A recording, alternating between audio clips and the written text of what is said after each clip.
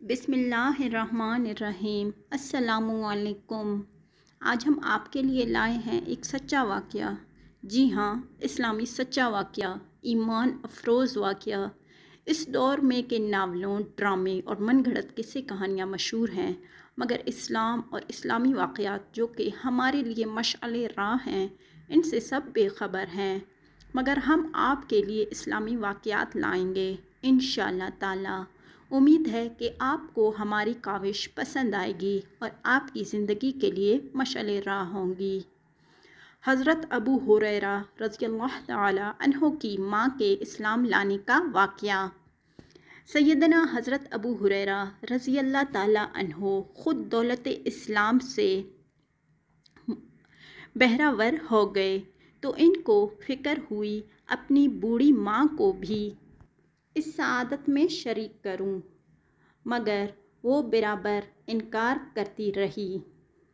ایک دن حسب معمول ان کو اسلام کی دعوت دی تو انہوں نے شان نبوت صلی اللہ علیہ وسلم میں کچھ ناروا الفاظ استعمال کیے۔ ابو ہریرہ رضی اللہ تعالیٰ عنہ روتے ہوئے حضرت صلی اللہ علیہ وآلہ وسلم کی خدمت میں حاضر ہوئے اور یہ واقعہ بیان کر کے ماں کے اسلام لانے کے لیے طالب دعا ہوئے۔ رحمت عالم صلی اللہ علیہ وآلہ وسلم نے دعا فرمائی، یا اللہ، ابو ہریرہ رضی اللہ تعالیٰ عنہ کی ماں کو اسلام کی ہدایت دے۔ واپس ہوئے تو دعا قبول ہو چکی تھی۔ والدہ اسلام قبول کرنے کے لیے نہا دھو کر تیار ہو رہی تھی۔